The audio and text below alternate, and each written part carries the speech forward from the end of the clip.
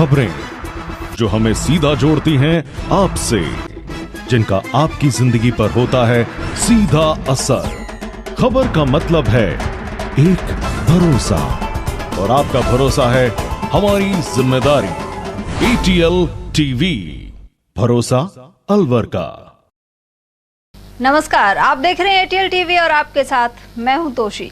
पहले नजर हेडलाइंस पर।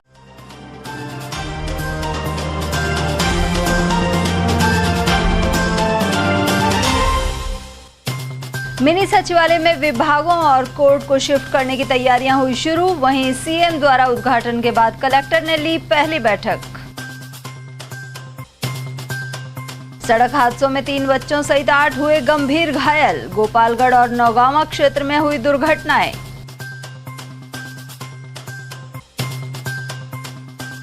कर्नाटक चुनाव में कामयाबी पर कांग्रेस ने जताई खुशी। भारत जोड़ो यात्रा को बताया बड़ा कारण। और 50 साल पुरानी गिराऊ टंकी से बना खतरा। शिकारीबास में जर्जर हाल टंकी से जारी है सप्लाई। और अब हेडलाइंस को देखते हैं विस्तार से। मुख्यमंत्री अशोक गहलोत द्वारा मिनी सचिवालय के उद्घाटन के अगले दिन शनिवार को यहां जिला कलेक्टर ने अफसरों की पहली बैठक ली। वहीं महल चौक क्षेत्र में पुराने भवन में संचालित कलेक्ट्रेट को मिनी सचिवालय में शिफ्ट करने का कार्य शुरू हो चुका है। शिफ्टिंग के कार्य को लेकर ADM सेकंड को नोडल प्रभारी बनाया गया है। कलेक्टर डॉक्टर सोनी के अनुसार मिनी सचिवालय खासे आधुनिक ढंग से बनाया गया है। अब यहां पुराने कलेक्ट्रेट भवन में संचालित सभी विभागों को लाया जाएगा। इसके अलावा कुछ ऐसे विभाग भी हैं जो वर्तमान में कलेक्ट्रेट में नहीं हैं, इन्हें भी मिनी सचिवालय में लाने की तैयारी की जा रही है। उधर कलेक्टर द्वारा सचिवालय में ली गई पहली बैठक में कोर्ट को जल्द शिफ्ट करने पर भी विचार किया गया। सचिवालय बहुत ही अच्छा बना हुआ है और निश्चित तौर पे सारे विभाग जब एक जगह आते हैं तो जो भी परिवादी आते हैं, दूर दराज के क्षेत्र से आते हैं, उनको अलग अलग कार्यालयों में नहीं जाना पड़ेगा और एक ही जगह वो अगर उनके 2-3 विभागों से संबंधित कोई बात है तो वो कर सकते हैं। आज हमने हमारे जो तमाम अधिकारी हैं, सारे ADM साहबान, संबंधित हमारे जो लाइन डिपार्टमेंट है, उनके साथ बैठ के मिनी सचिवालय के अंदर किस तरीके से हम जल्द से जल्द आने वाले जो लोग हैं उनको एक ही छत के तले सारी डिपार्टमेंट की सुविधाएं दे पाएँ, इसके लिए आज हमने प्लानिंग की है। फेज्ड मैनर में इसकी जो शिफ्टिंग है वो शुरू होगी। कुछ एक जगह जैसे हमारी 15 तारीख से फर्स्ट लेवल चेकिंग जो है ECI के गाइडेंस निर्देश में वो शुरू हो रही है, उसको अभी हम नहीं कर पाएंगे। इसी तरीके से जैसे हमारी कोर्ट्स हैं उनको भी हम इमीडिएटली लाएंगे, स्लो प्रोसेस में उस पर काम करेंगे। पर बाकी डिपार्टमेंट की एक स्ट्रेटजी बनाई है कि रूम के अंदर अपना जो सामान है वो सिस्टमेटिक तरीके से लाएं। इसके लिए ADM 2 इसके पूरे नोडल बनाए गए हैं। ADM 2 साहब इस तरीके की एक एक्सरसाइज करेंगे जिससे अपने को ये पता लगेगा कि कितने ऐसे ऑफिस हैं जो महल चौक में हैं और वो कलेक्ट्रेट में आएंगे, ऐसे कितने ऑफिस हैं जो महल चौक में अब तक नहीं चल रहे थे परंतु कलेक्ट्रेट में उनको आना है और रेंटेड बिल्डिंग में चल रहे हैं ताकि उनको इमीडिएटली शिफ्ट किया जा सके, और ऐसे कितने ऑफिसेज हैं जो महल चौक में भी नहीं है, कलेक्ट्रेट में जगह नहीं मिली पर बाहर कहीं रेंट पे चल रहे हैं, ताकि उनको जैसे ही महल चौक के अंदर जो रूम्स हमारे खाली होते हैं अगर हम उनको वहां शिफ्ट कर पाएं सोच विचार करके गुणावगुण आधार पे, तो उसका हम निर्णय ले पाएं। उल्लेखनीय है कि इस परिसर में वकीलों के चैम्बर निर्माण की बहुप्रतीक्षित मांग भी चली आ रही है। इसके अलावा कलेक्टर सहित कई प्रमुख अधिकारी पुराने कलेक्ट्रेट में बैठते आ रहे हैं। मिनी सचिवालय में प्रमुख रूप से तहसील और डिप्टी रजिस्ट्रार कार्यालय अब तक शिफ्ट हो पाया है, लेकिन मुख्यमंत्री अशोक गहलोत द्वारा लोकार्पण के बाद अब सभी अफसरों और विभागों के कार्यालय यहां जल्द लाए जाने के आसार बढ़ गए हैं।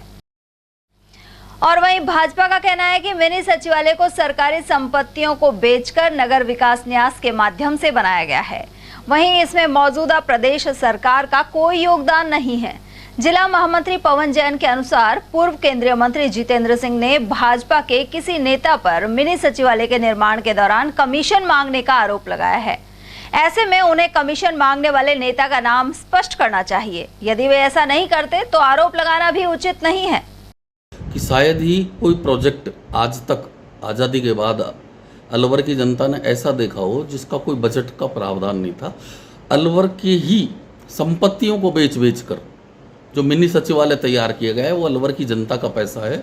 और अलवर में न्यू तेज टाकीज को बेचा गया, पुराना जो CMHO ऑफिस था बजाजा बाजार के पास उसको बेचा गया, रेलवे स्टेशन के पास सिंचाई भवन था, उसको बेचा गया। तहसील परिसर खाली करवाकर तहसील बेचने की कगार पर है। उन पैसों से और उनका भी कोई हिसाब नहीं है कि कितने पैसे आए, कितने पैसे कितने में यूआईटी ने उनको बेचा, कितने पैसे मिनी सचिवालय में लगा। ये भी एक बड़ी जांच का विषय है, इस पर भी जांच होनी चाहिए। क्या इन बेचानों में, इन पैसों में पारदर्शिता रही है? तो मेरा कहना यही है कि मिनी सचिवालय में अलवर की ज़मीन बेच कर ही इन्होंने बनाया है। यदि कोई आरोप है तो उनको उसका नाम लेकर आरोप लगाने चाहिए थे, और यदि उनमें इतनी हिम्मत नहीं है कि ऐसे आरोप नाम नहीं ले सकते, उनको बोलना ही नहीं चाहिए था। भारतीय जनता पार्टी में इस तरह के कोई कृत्य या ऐसे कोई कार्य नहीं होते, और यदि कोई उनको ऐसा लगता है तो उनको, मैं तो कहता हूँ, सरेआम उनको नाम लेना चाहिए। और उन्होंने तो जो विकास किए हैं अलवर के, वो तो विकास पुरुष हैं।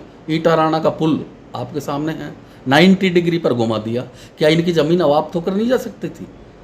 थोड़ा सा 1-2 बीघा ज़मीन अवाप्त होकर यदि इसको सही एंगल दिया जाता, लेकिन इनको अलवर की जनता से मतलब ही नहीं है। इनके फूलबाग में जो वाल्मीकि समाज के लोग रहते हैं, जो शायद 7-7, 8-8 पीढ़ी से रह रहे हैं, उनसे ज़मीनें खाली करवाने के प्रयास किए जा रहे हैं। तो ये विकास पुरुष केवल और केवल अपनी भूमि को बचाने के लिए अलवर की सारी भूमि बेच डाली और केवल कलेक्ट्रेट खाली हो जाए, इस नाते ये मिनी सचिवालय का निर्माण करवाया गया। सड़क हादसों की तादाद थमने का नाम नहीं ले रही। गोपालगढ़ थाना क्षेत्र के ग्राम पाली में बोलेरो की चपेट में आने से बाइक सवार 4 लोग गंभीर रूप से घायल हो गए। ये आपस में सगे भाई हैं। जानकारी के अनुसार पाली गांव निवासी दीपक, संदीप, जितेंद्र और संजय गोपालगढ़ स्थित ईंट भट्टे से मजदूरी कर बाइक से घर लौट रहे थे। रास्ते में तेज गति से आ रही एक बोलेरो ने बाइक को टक्कर मार दी। घायलों को उपचार के लिए सीकरी अस्पताल ले जाया गया, जहां से दीपक और संदीप को गंभीर अवस्था में अलवर रेफर किया गया है। दीपक, जितेंद्र, संदीप, संजय पाली के कहाँ जा रहे थे? ये काम करके साहब बेलदारी का काम करके घर जा रहे। गोपालगढ़। तो ये चारों क्या लगते हैं आपस में? भाई ये चारों ही, चारों भाई है। फिर कहाँ पे हुआ एक्सीडेंट? गोपालगढ़ से हुआ थोड़ा। किसने मारी टक्कर? बलौरा में। तो फिर कितने लोगों को यहाँ भेजा है, कितने वहाँ है? 2 यहाँ भेजे, 2 घर वहाँ सीकरी। वही इलाज चल रहा है। हाँ, वो फरार हो गए आरोपी? हाँ वो फरार हो। और वहीं नौगावा थाना क्षेत्र स्थित स्थानीय पुलिया के समीप 2 मोटरसाइकिलों की भिड़ंत में 3 बच्चों सहित 4 लोग गंभीर रूप से घायल हो गए। इन्हें उपचार के लिए सामान्य चिकित्सालय में भर्ती कराया गया है। जानकारी के अनुसार नौगावा के रसगन गांव निवासी बिट्टू अपनी 8 साल की बच्ची स्नेहा, भांजी अंजलि और भतीजे सुनील को बाइक से नौगावा बस स्टैंड ले जा रहा था। बस स्टैंड से उन्हें चंडीगढ़ जाना था, लेकिन नौगावा की पुलिया के समीप एक अन्य बाइक सवार ने उन्हें टक्कर मार दी। हादसे में चारों गंभीर रूप से घायल हो गए। इनका नाम बिट्टू है। और कौन था बाइक पर? बाइक पर सुनील, बिट्टू, सुनील, नेहा, स्नेहा, अंजलि, 4 थे। क्या लगता है आपस में? ये आपस में जो अपना परिवार है, एक ही परिवार, एक भांजी है और सारा भतीजा, एक लड़का। रसगन नक्शाबास। कहाँ जा रहे थे? ये चंडीगढ़ के लिए जा रहे थे बाइक से?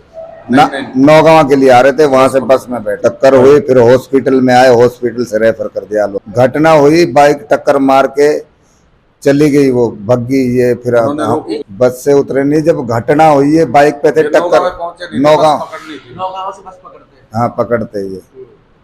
रास्ते में हो गया? हाँ रास्ते में हो गया, नौगावा की पुलिया पे हुआ। कोई पता नहीं अज्ञात साधन था, वो भी बाइक वाला था। कर्नाटक विधानसभा चुनाव में सफलता पर कांग्रेस ने खुशी व्यक्त की है, साथ ही कर्नाटक की जनता का आभार व्यक्त किया है। जिला कांग्रेस कमेटी के अध्यक्ष योगेश मिश्रा के अनुसार पूर्व राष्ट्रीय अध्यक्ष राहुल गांधी की भारत जोड़ो यात्रा इस सफलता के पीछे प्रमुख कारण है। वहीं कर्नाटक की तरह आगामी लोकसभा चुनाव में भी मोदी सरकार को देश की जनता नकार देगी। जिलाध्यक्ष मिश्रा ने आरोप लगाया कि मोदी सरकार ने जुमलेबाजी के अलावा कुछ नहीं किया है, वहीं सांप्रदायिक राजनीति कर गुमराह करने का प्रयास किया जा रहा है। कर्नाटक की जनता को दिल से आभार, जिन्होंने राहुल गांधी जी को समर्थन दिया, कांग्रेस पार्टी को समर्थन दिया, खड़गे जी को समर्थन दिया, और जिस तरीके से भारतीय जनता पार्टी के लोगों ने हमारे चिरंजीवी हमारे देवता हनुमान जी महाराज को बजरंग दल पर बैन करने की बात को लेकर के उन्होंने हनुमान जी के नाम पर जनता को गुमराह करने की कोशिश करी। कल अलवर की मीटिंग में हमारे यशस्वी मुख्यमंत्री जी अशोक गहलोत जी ने हमारे अलवर जिले के विकास पुरुष भंवर जितेंद्र सिंह जी के आग्रह पर पांडुपौड़ में शनिवार मंगलवार पूर्णमासी को जो व्हीकलों पर टैक्स लगता था उस टैक्स को फ्री कर दिया और हनुमान जी महाराज ने प्रसन्न होकर के कर्नाटक में भारी बहुमत से कांग्रेस की सरकार बनवाने का काम कर दिया। 130 और 133 और 134 सीट पर कांग्रेस पार्टी आगे है, जहां बीजेपी मात्र 60 सीट पर सिमट कर रह गई और अभी तो रुझान आ रहे हैं। आप देखना बीजेपी अंडर 50 रहेगी और कांग्रेस पार्टी 140 प्लस करेगी। ये कर्नाटक की जनता को धन्यवाद, हिंदुस्तान की आवाम को धन्यवाद, राहुल गांधी जी की भारत जोड़ो यात्रा को धन्यवाद और हमारे निडर नेता राहुल गांधी जी को बधाई, खड़गे जी को बधाई। और मैं सारे देश की जनता को इस बात के लिए धन्यवाद देता हूं कि अब जुमलों की सरकार, झूठी सरकार, 15 लाख खाते में डालने वाली सरकार, 2 करोड़ युवा को रोजगार देने वाली सरकार, ऐसे जुमले जो बोलती है, जनता समझ गई है कि झूठ पर दुनिया नहीं चलती है। विकास जो करेगा, जो आगे बढ़ेगा, देश के आम आदमी की पीड़ा को समझेगा, जो आगे बढ़ेगा।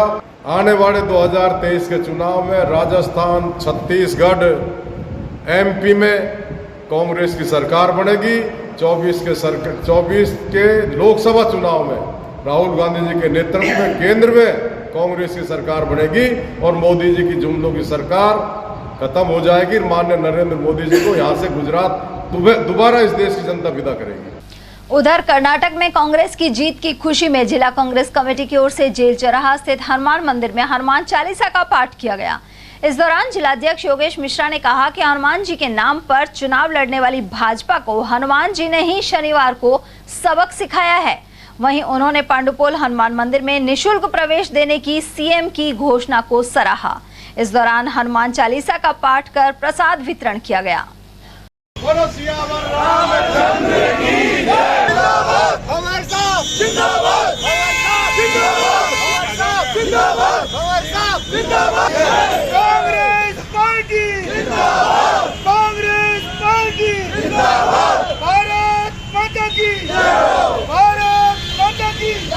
हिंदुस्तान के लिए बहुत खुशी का दिन है, पूरे हिंदुस्तान के लिए। हिंदुस्तान की आवाम ने, कर्नाटक की जनता जनार्दन ने ये सिद्ध कर दिया कि जुमलों से काम नहीं चलेगा। जो व्यक्ति विकास करेगा, जो व्यक्ति देश के हित की बात करेगा, जो व्यक्ति भाईचारा कायम रखेगा, जनता उसका साथ देगी, सरकार उसकी बढ़ेगी। और इसी का परिणाम है कि आज कर्नाटक में 136 सीटों के आंकड़े से शहर में वार्ड 63 स्थित शिकारी बास में करीब 50 साल पुरानी टंकी क्षतिग्रस्त हालत में है। ऐसे में कभी भी कोई हादसा हो सकता है। पार्षद धारा सिंह के अनुसार यह टंकी सन 1980 में बनी थी और इसके जरिए सप्लाई अभी तक चालू है, लेकिन टंकी में चारों ओर से पानी टपकता है और यह एक तरफ झुक गई है। इसके अलावा पिलर भी जर्जर हो चुके हैं। इसकी शिकायत करने के बाद भी ध्यान नहीं दिया जा रहा। 4 साल से इस टंकी के लिए संघर्ष कर रहा हूँ, लेकिन प्रशासन सुनने को तैयार नहीं है। टंकी बिल्कुल ध्वस्त हो चुकी है। 50 साल पुरानी टंकी है, सन 80 की बनी हुई है और जर्जर गिराव हालत में। अब तो इसमें इसके बीम भी फटने लग गए हैं और इसका झुकाव भी हो गया पीछे की साइड में। तो किसी दिन मुझे ऐसा लगता है कि प्रशासन बाट देख रहा है कि भिवाड़ी वाला हादसा हो, टंकी वाला, और यहाँ ज़्यादा से ज़्यादा जान माल की हानि हो। तो मैं समझता हूँ मैंने ऐसा कोई विभाग, कोई अधिकारी, कोई कलेक्टर, कोई मंत्री नहीं छोड़ा जहाँ मैंने लेटर नहीं दिए हो इस टंकी के। लेकिन प्रशासन एकदम सुस्त रवैया है, कोई सुनने को तैयार नहीं है। इसमें से बड़े बड़े सीमेंट के, कंक्रीट के ब्लॉक गिरते हैं। आसपास में मकान है, गरीब बस्ती है, मजदूर वर्ग के लोग रहते हैं। उनकी छतों पे टीन तोड़ के, छत तोड़ के इसके कंक्रीट के लेवड़े गिरते हैं, नीचे तक लोगों को चोट पहुंचाते हैं। जिला विधिक सेवा प्राधिकरण द्वारा शनिवार को जिले के समस्त न्यायालयों में राष्ट्रीय लोक अदालत का आयोजन किया गया।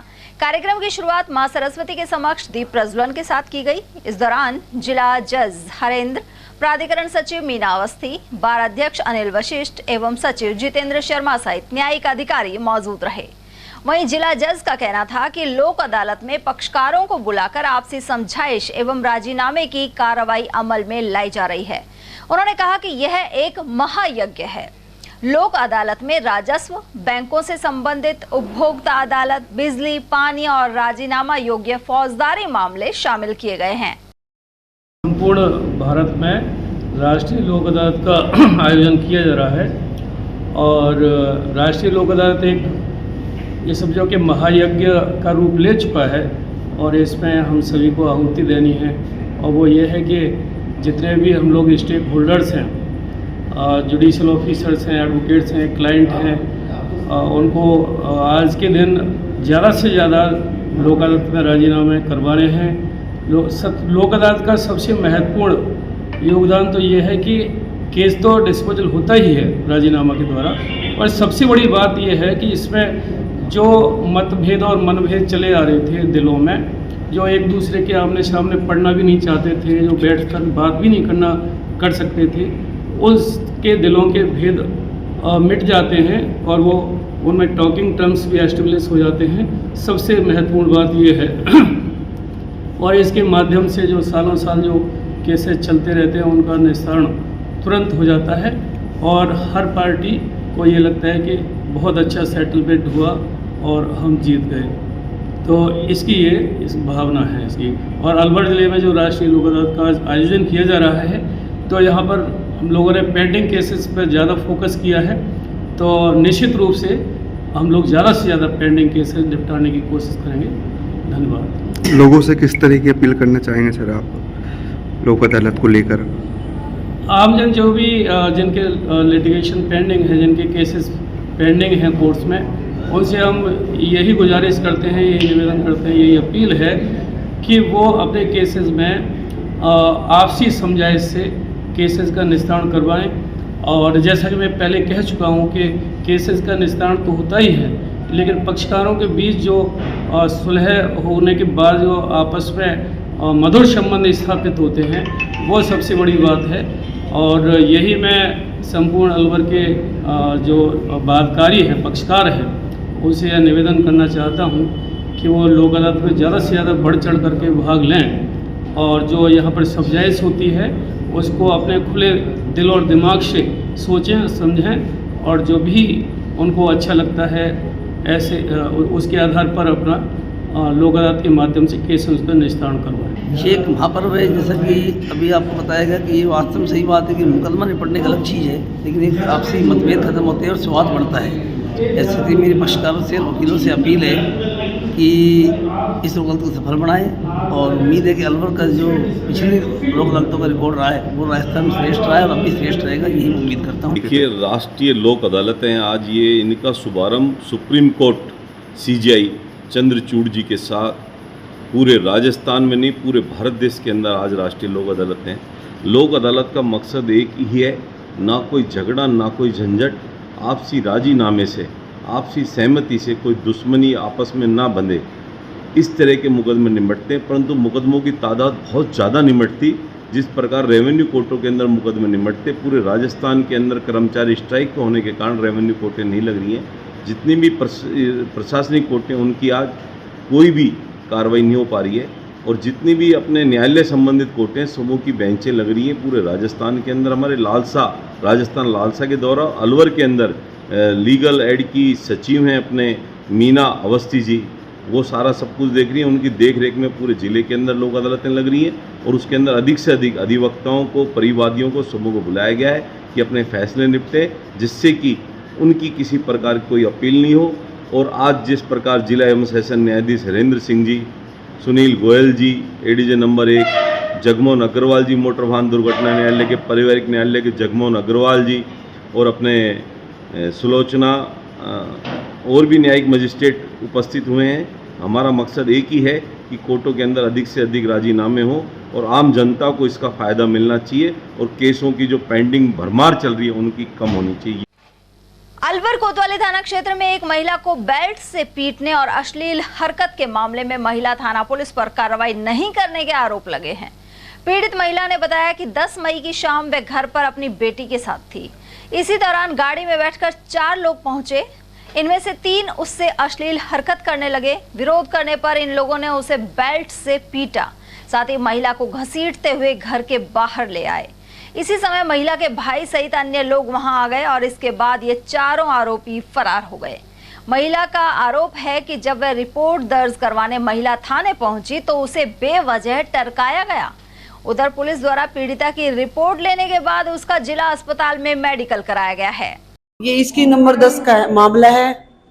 मैं घर में अकेली थी और वो अचानक एक गाड़ी आई थी व्हाइट कलर की और रुकी घर पे और सीधे दरवाजा तोड़ा, ऊपर चढ़ गए और मेरे साथ गलत करने की कोशिश करी। मैंने नहीं करने दिया तो मेरे को बेल्टों से मारते मारते मारते नीचे लाए, नीचे रोड पे लाए। इतनी देर में मेरे भाई आ गए बचाने लिए। वो 4 लोग थे, 3 लोग मेरे साथ गलत करने से है और एक नीचे था गाड़ी में। और वो तो भट्टाक से जैसे मेरे घर वाले, मेरे भाई आया इतने तो भाग लिए। किसी को जानते हो आप? नहीं, मैं किसी को नहीं जानती। वो आपस में नाम ले रहे थे, कोई भुवनेश, कोई प्रहलाद, कोई अशोक, ऐसे बोल रहे थे। इसलिए मैंने कान में उस टाइम मैंने पहचान लिया। मैंने उनसे यही सवाल करा, मेरे साथ क्यों गलत कर रहे हो। घटना होने के बाद भाई भी आ गया इतनी देर में तो, और इतनी देर में तो हस्बैंड भी आ गए थे। घटना हुई उस समय आज मैं तो अकेली थी और मेरी बच्ची थी छोटी। बच्ची तो साइड में से निकल के भाग गई, मैं उनके बीच में से निकल के भागी हूँ। किराए के मकान में रहते हैं? हाँ, किराए के मकान में। क्या काम करते हैं? मार्केटिंग का काम करते हैं। रिपोर्ट मैंने उसी तुरंत ही करवा दी थी, तुरंत 10 मिनट के अंदर ही पहुंच गई मैं। कितने बजे की घटना है? 7:50 की घटना है। कितनी तारीख? 10 तारीख को शाम की, रात को 7:50 पे। फिर अस्पताल में कब आए? अस्पताल में उस टाइम तो मना कर दिया कि अब टाइम नहीं रहा। थाने में ले गए, फिर उधर ले गए, कोतवाली में ले गए, यहाँ ले गए, अब ये टाइम लगा रहे, वो टाइम लगा, मतलब टाइम मेरा वेस्ट कर दिया। कुछ नहीं कही पुलिस ने उस टाइम, कुछ नहीं करा। कोई कार्रवाई नहीं हो रही? नहीं, क्योंकि उनको करना चाहिए ना, ये गलत मामला है। आज मेरे साथ है, किसी और के साथ भी होना है ऐसा। मोहल्ले में गुंडागर्दी 2-3 दिन से तोड़ा फोड़ी भी कर रहे हो घर के बाहर। क्या वो कुछ छीन के ले गए? मेरा मंगलसूत्र छीन के ले गए, वो तोड़ के ले गए। हो चेन भी थी तोड़ 2.5 तोले की थी मेरे मंगलसूत्र। भारतीय किसान संघ द्वारा 16 मई को जयपुर कूच किया जाएगा, साथ ही सचिवालय का घेराव होगा। पदाधिकारियों के अनुसार लंबे समय से किसानों की विभिन्न समस्याएं लंबित हैं। ज्ञापन देने और प्रदर्शन के बाद भी इन पर कार्रवाई नहीं की गई है। अलवर में भारतीय किसान संघ द्वारा शारदा, यमुना और साबरमती लिंक प्रोजेक्ट के लिए प्रथम चरण का जल आंदोलन चल रहा है।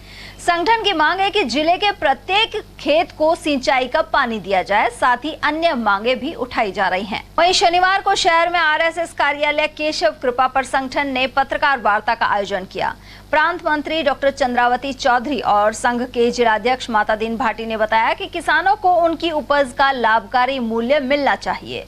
इसके अलावा कृषि आदान से जीएसटी खत्म करने, किसानों की कर्ज माफी, ईआरसीपी योजना का पानी देने आदि मांगे उठाई जा रही हैं।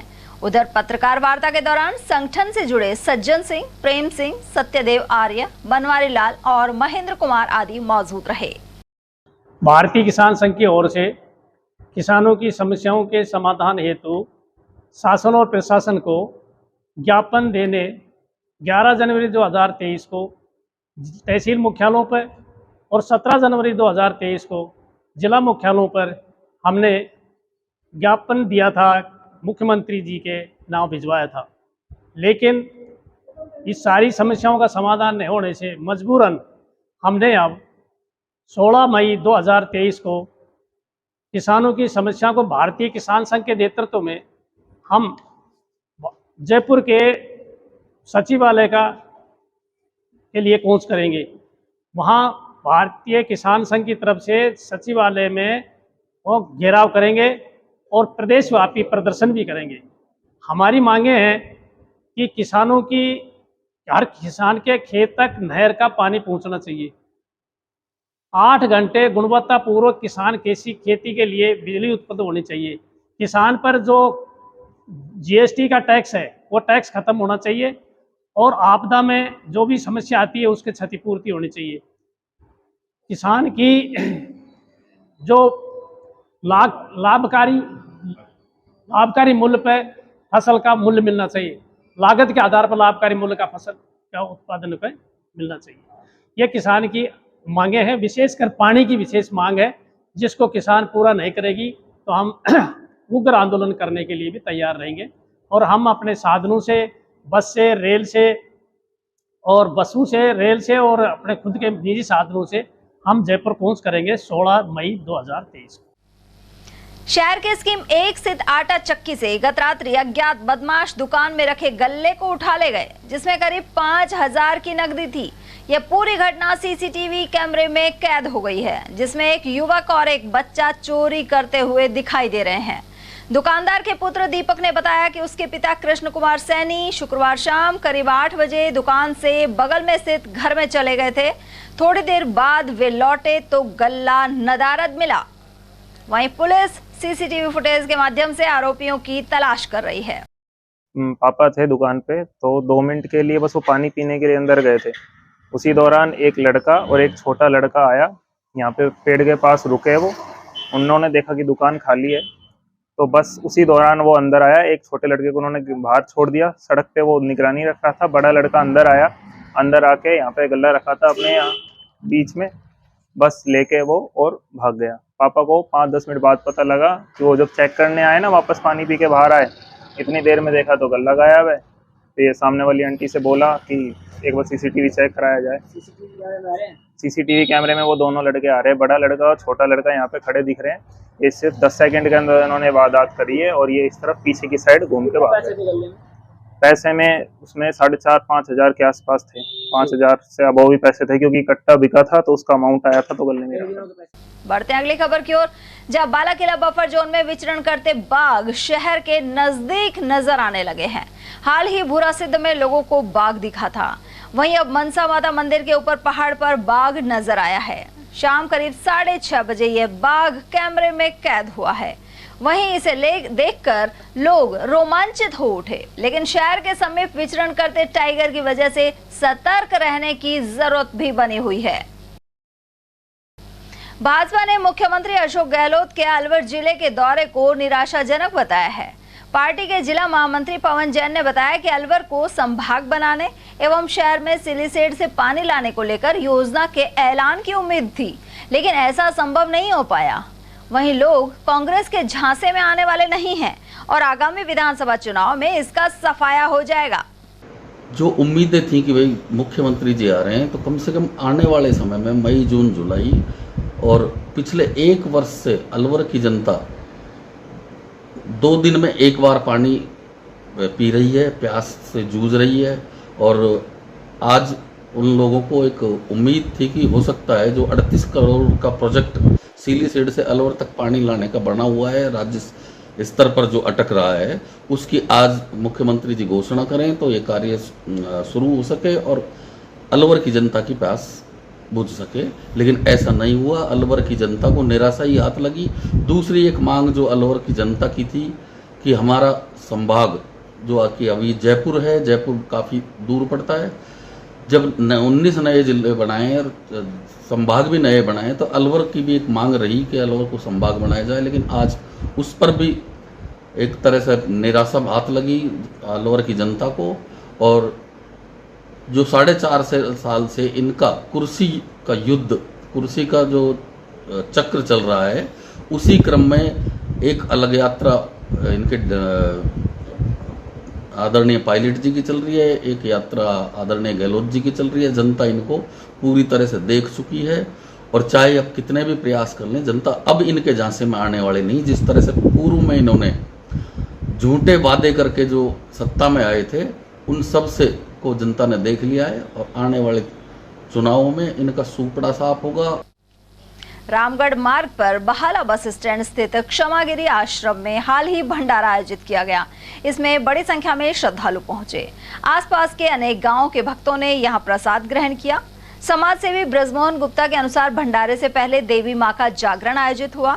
इसके तहत भजनों के जरिए माता का गुणगान किया गया। अलवर सहकारी उपभोक्ता होलसेल भंडार के संचालक मंडल के चुनाव में लीलाधर गुर्जर निर्विरोध अध्यक्ष चुने गए। साथ ही उपाध्यक्ष पद पर लक्ष्मण सिंह निर्वाचित हुए हैं। जनरल मैनेजर नवल सिंह के अनुसार निर्वाचन अधिकारी आलोक शर्मा ने परिणामों की घोषणा की। उल्लेखनीय है कि इससे पूर्व 12 सदस्य निर्वाचित हुए थे। इन्होंने अध्यक्ष और उपाध्यक्ष पद पर निर्विरोध पदाधिकारी चुने हैं। प्रबोधकों की मांगों को लेकर बीकानेर स्थित प्रारंभिक शिक्षा निदेशालय में शिक्षा निदेशक गौरव अग्रवाल से वार्ता की गई, साथ ही ज्ञापन सौंपा गया। इस दौरान प्रबोधक संघ राजस्थान एवं अखिल राजस्थान प्रबोधक संघ के प्रतिनिधि मौजूद रहे। प्रदेश महामंत्री संजय कौशिक ने बताया कि वर्ष 2008 से पूर्व की संविदा सेवा को प्रबोधक सेवा में जोड़ने की मांग है, जिससे प्रबोधकों को पूरी पेंशन का लाभ मिल सके। इसके अलावा सम्मानजनक पदोन्नति करने, वेतन विसंगति दूर करने सहित आदि मांगे उठाई जा रही हैं। उधर इस अवसर पर अर्जुन सिंह शेखावत, अनूप सिंह ईदा, अविनाश व्यास, ज्ञान सिंह जाट, धर्मेंद्र त्रिवेदी और राम कुमार महार सहित निदेशालय के स्टाफ ऑफिसर अरुण शर्मा आदि मौजूद रहे। माननीय निदेशक महोदय से अपनी जो वार्ता के लिए यहाँ पधारे हैं, आए हैं यहाँ पर, और पुरानी सेवा गणना के लिए हमने निदेशक महोदय से अपनी बात रखी है कि उन्होंने जैसे कुछ साथी जैसे लोग जुम्बिश में थे, शिक्षाकर्मी में थे, पैरा टीचर्स थे, तो उनकी पुरानी सेवा की गणना उसी तिथि से की जाए जिस तिथि उनकी प्रथम नियुक्ति तिथि थी। तो आज हमने इस विषय पर पूरा पुरजोर तरीके से अपनी बात रखी है और माननीय निदेशक महोदय ने एक कमेटी बनाकर ये अपनी बात को आगे बढ़ाने के लिए, अच्छे से परस्यू करने के लिए राज्य सरकार के पास प्रस्ताव भेजने के लिए उन्होंने कहा है। आज हमारे संगठन के प्रतिनिधि मंडल राजस्थान प्रबोधक संघ और अखिल राजस्थान प्रबोधक संघ के प्रतिनिधि मंडल में आज निदेशक महोदय से हमारी वार्ता हुई। मुख्य रूप से हमने डीपीसी आदि के बारे में वार्ता की। जो डीपीसी में पदस्थापन अभी तक उचित रूप से नहीं हुआ, निदेशक महोदय ने हमें आश्वस्त किया है और कमेटी बना दी है। विश्वास है कि जल्दी ही ये डीपीसी का मैटर सॉर्ट आउट हो जाएगा और बाकी मुद्दों पे भी वार्ता सकारात्मक रही। हमारे दो प्रबोधक संघ, अखिल राजस्थान प्रबोधक संघ और प्रबोधक संघ राजस्थान, दोनों का संयुक्त शिष्टमंडल माननीय निदेशक महोदय से मिला और उनको अपनी पूरी जो पीड़ा थी, वेदना थी प्रबोधक की, वो सारी उनके सामने रखी। और ख़ास बात ये रही उसमें कि पुरानी जो सेवा है हमारी 2008 से पूर्व की, उनको उन्होंने माना और ये कहा है कि मैं सरकार के सामने प्रपोजल, एक अच्छा बेस्ट प्रपोजल बना के भेजूँगा। उम्मीद है, हम गहलोत साहब से उम्मीद कर रहे हैं कि वो हमारे प्रपोजल को स्वीकार करेंगे। उसमें खास बात ये थी कि जो हमने लोक जुम्बिश पैरा टीचर शिक्षाकर्मी के रूप में 2008 से पहले जो जितनी भी सेवाएं दी हैं, उस सेवा की गणना प्रबोधक सेवा में की जाए ताकि पूरी पेंशन प्रबोधक की बन सके। और जो डीपीसी से 5000 जो हमारे प्रबोधक शेष रह गए हैं, उनकी डीपीसी के लिए भी निदेशक महोदय को हमने प्रस्ताव रखा है और उन्होंने कहा है कि वो अपनी तरफ से बेस्ट करेंगे और आगे जो निर्णय है वो सरकार को करना है। खबरें अभी और भी हैं, लेकिन फिलहाल वक्त एक छोटे से ब्रेक का, फौरन लौटेंगे। आप बने रहिए हमारे।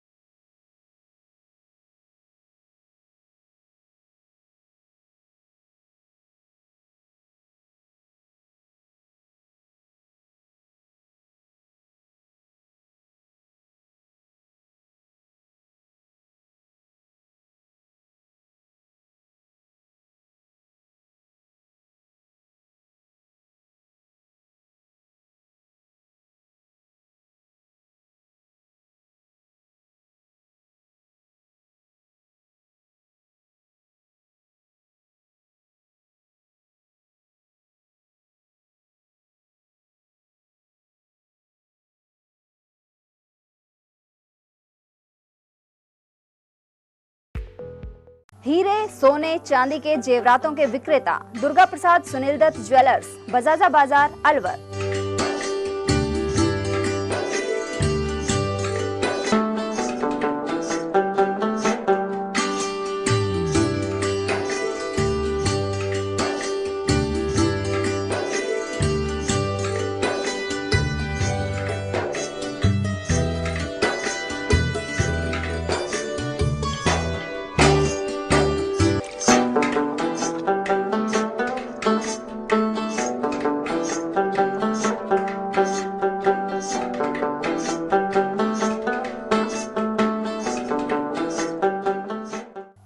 सोने चांदी के जेवरातों के विक्रेता दुर्गा प्रसाद सुनील दत्त ज्वेलर्स, बजाजा बाजार, अलवर।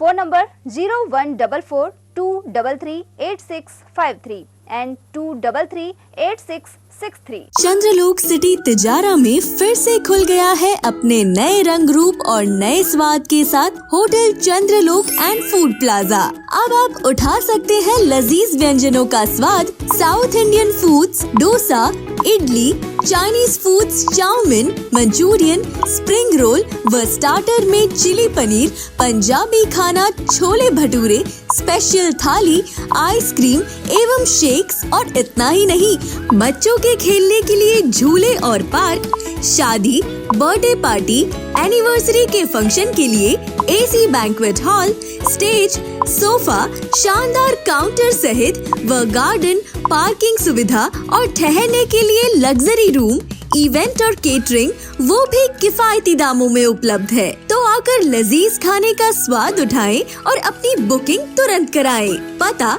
गेट नंबर 1, चंद्रलोक सिटी तिजारा। संपर्क करें 8971109660 पर या 8209838407 पर। ब्रेक के बाद एक बार फिर आप सभी का स्वागत है। कोट कासिम क्षेत्र के जोड़िया गांव स्थित शनि महाराज के मंदिर में विशाल भंडारा एवं रागिनी कंपटीशन संपन्न हुआ। साथ ही यहां किसान सम्मेलन कार्यक्रम में मुख्य अतिथि केंद्रीय मंत्री भूपेंद्र यादव रहे, जबकि अध्यक्षता सांसद महंत बालकनाथ ने की। विशिष्ट अतिथि के रूप में पूर्व विधायक मामन सिंह यादव और बनवारी लाल सिंघल ने भाग लिया। इस मौके पर कैबिनेट मंत्री भूपेंद्र यादव ने कहा कि राजस्थान में मुख्यमंत्री अशोक गहलोत के शासनकाल में बेरोजगारी बढ़ी है। उधर इस दौरान नरदेव बेनीवाल, मनोज और साथियों ने देशभक्ति की रागिनी सुनाकर श्रोताओं को भाव विभोर कर दिया। वहीं पूजा शर्मा, सुनील चौहान और कुंवर चौधरी द्वारा विभिन्न रागनियां प्रस्तुत की गई। इस मौके पर पूर्व प्रधान सुधीर चौधरी, पूर्व सरपंच भीम सिंह, विक्रम सिंह, रामवार शाहबादी और पार्षद मंगतूराम सैनी मौजूद रहे। उधर केंद्रीय मंत्री भूपेंद्र यादव का दिल्ली से कोट कासिम जाते हुए भिवाड़ी मोड़ पर स्वागत किया गया। संदीप दाइमा और पवन सिंह चौहान के नेतृत्व में यह अभिनंदन संपन्न हुआ। इस दौरान भाजपा के उत्तर जिलाध्यक्ष उमेद भाया, पूर्व जिलाध्यक्ष बलवान सिंह यादव, प्रधान जयप्रकाश यादव, नरेंद्र खटाना और युवा मोर्चा जिलाध्यक्ष अभय सिंह बिथूड़ी आदि मौजूद रहे। मुख्यमंत्री निशुल्क चिकित्सा योजना के तहत बनने वाली निशुल्क पर्ची सर्वर ठप रहने की वजह से नहीं कट सकी। ऐसे में घंटों कतार में लगे रोगी और उनके परिजन परेशान हो गए।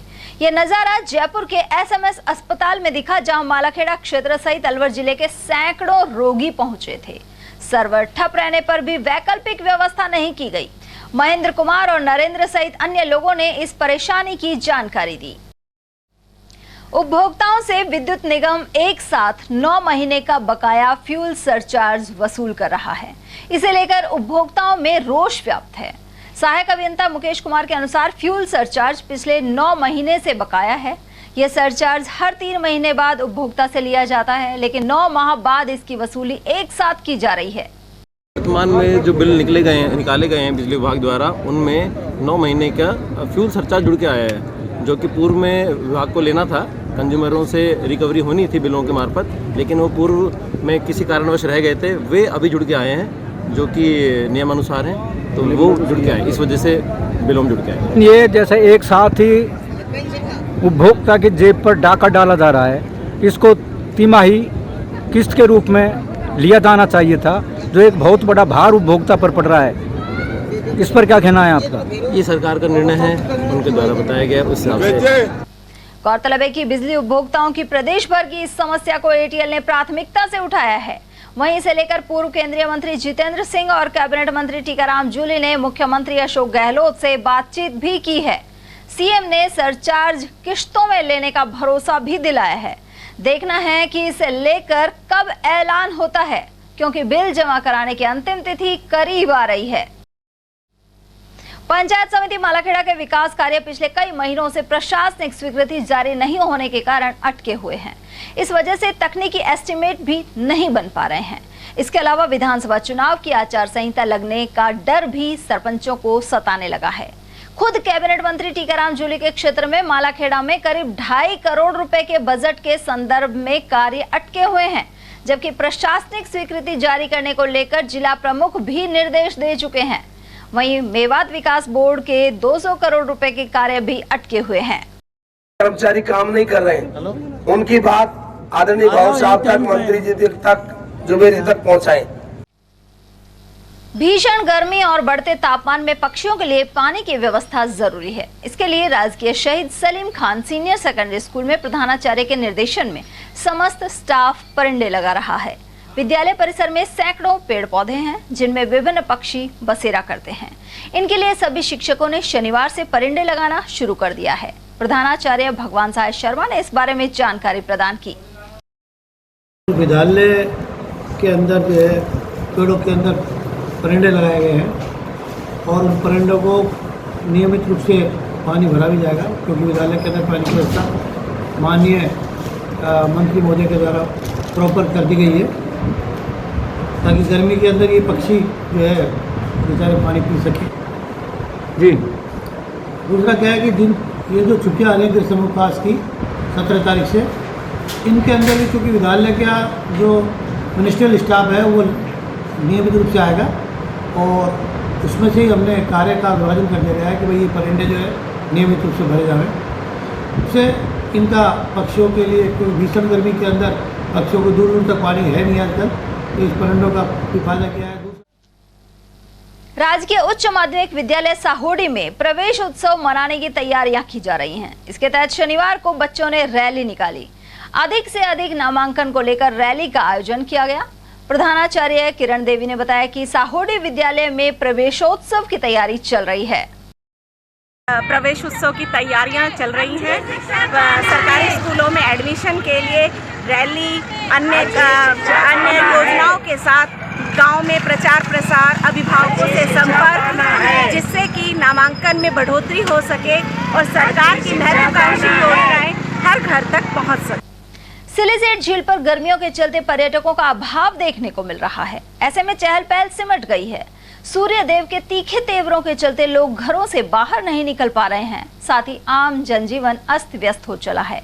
स्थानीय लोगों का कहना है कि मई जून में ऑफ सीजन भी रहता है, लेकिन गर्मियों के चलते पर्यटक काफी कम हो गए हैं।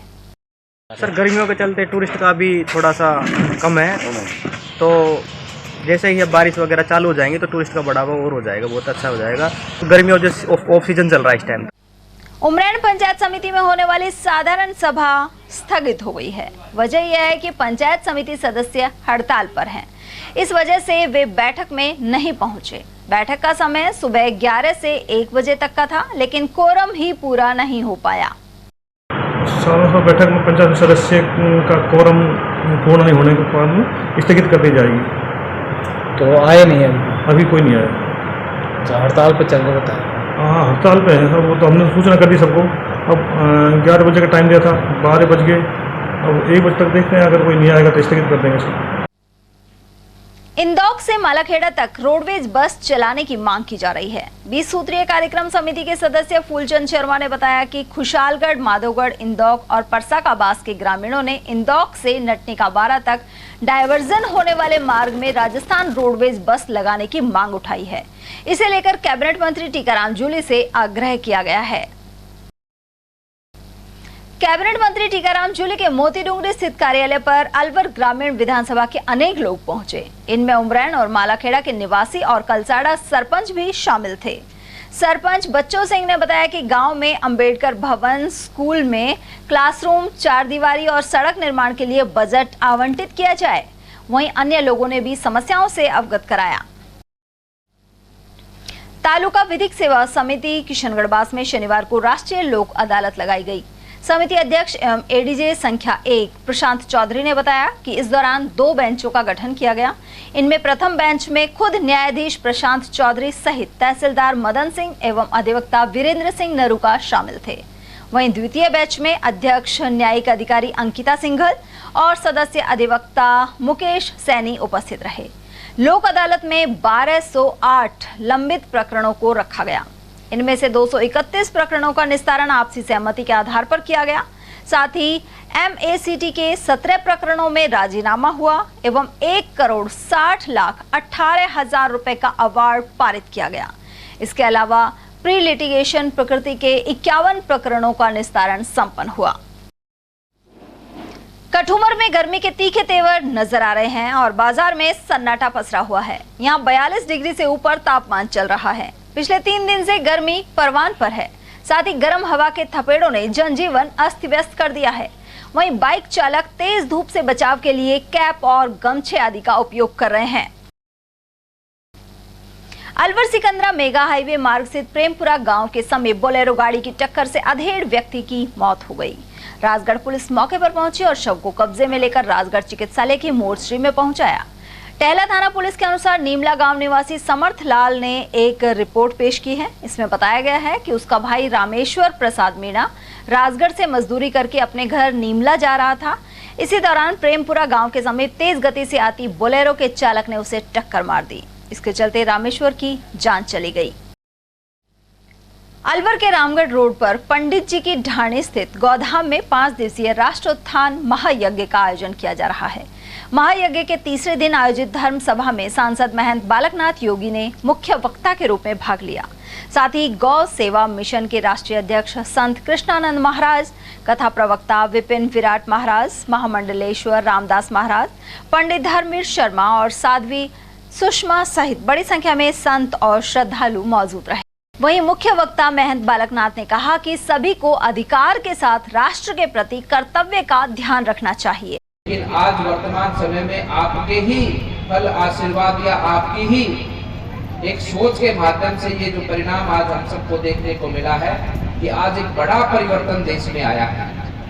आज हमारे धर्म को पुनर्स्थापित किया जा रहा है। आज हमारे देवालयों का निर्माण हो रहा है। आज हमारी गौ माता के संरक्षण के लिए अनेकों कार्यक्रम चलाए जा रहे हैं। लेकिन फिर भी कहीं ना कहीं हमारे इस अलवर क्षेत्र में बहुत बड़ी कमी है।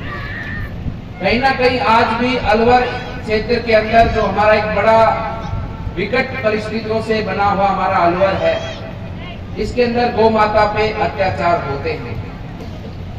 एक विपरीत विचारधारा का शासन होने के कारण हमारे गोरक्षकों को अनेकों बार बहुत कठिनाइयों का सामना करना पड़ता है।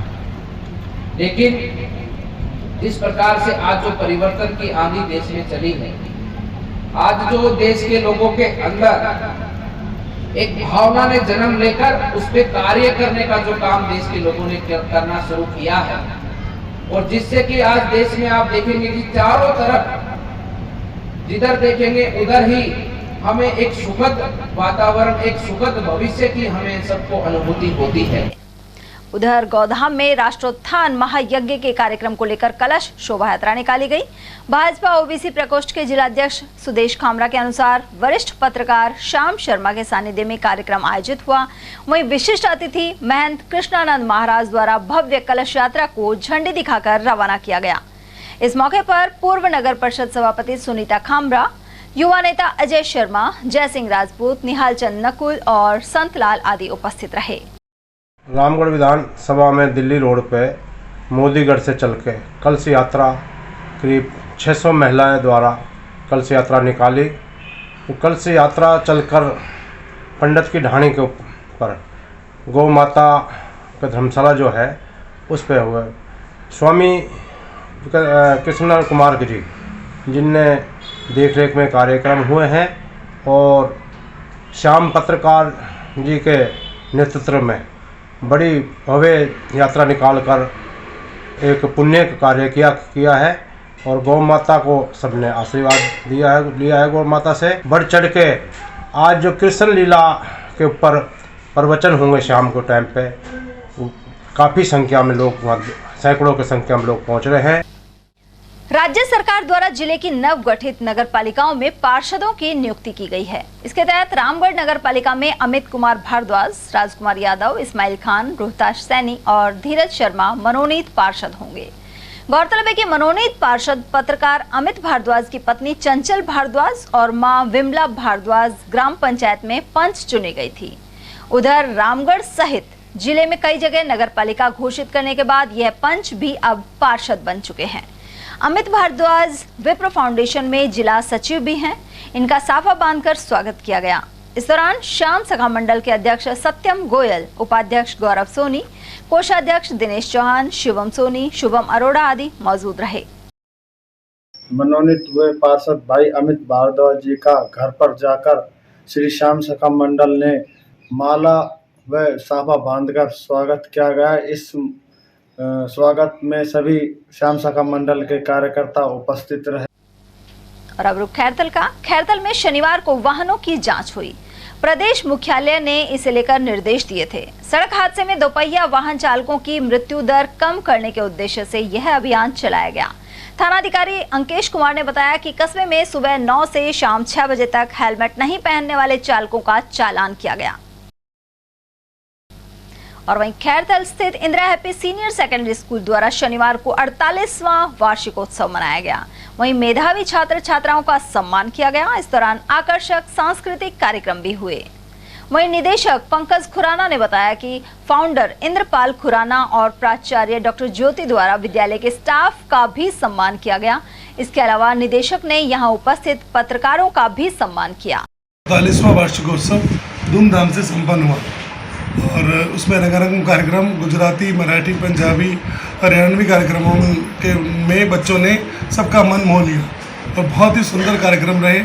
सब एक समा बांधा रहा और कार्यक्रम के मुख्य अतिथि खैरतल पत्रकार संघ के सभी बंधु रहे। उन्होंने अपना पूरा समय दिया और मेरी जो एजुकेशनल टीम है, मेरी स्कूल टीम है, उनको भी धन्यवाद कहूँगा। बहुत बढ़िया रोमांचक कार्यक्रम रहा। मेधावी छात्र छात्राओं का सम्मान किया गया। 1st to 5th रैंक जो बच्चे आए उन सभी का सम्मान किया गया और जितने भी अतिथि यहाँ आए उनको भी थोड़ा सम्मान देकर भेजा गया। और चलते चलते एक नजर हेडलाइंस पर।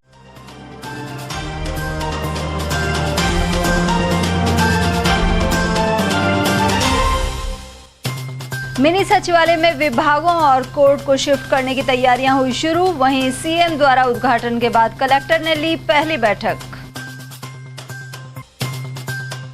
सड़क हादसों में 3 बच्चों सहित 8 हुए गंभीर घायल। गोपालगढ़ और नौगांवा क्षेत्र में हुई दुर्घटनाएं।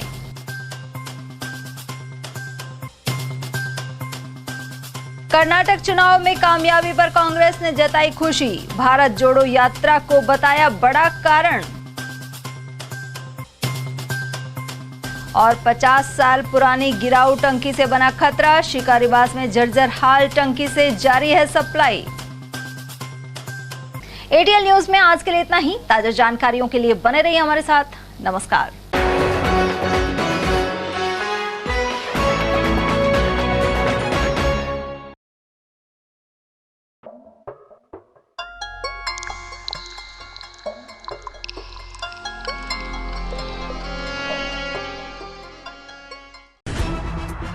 खबरें जो हमें सीधा जोड़ती हैं आपसे, जिनका आपकी जिंदगी पर होता है सीधा असर। खबर का मतलब है एक भरोसा और आपका भरोसा है हमारी जिम्मेदारी। एटीएल टीवी, भरोसा अलवर का।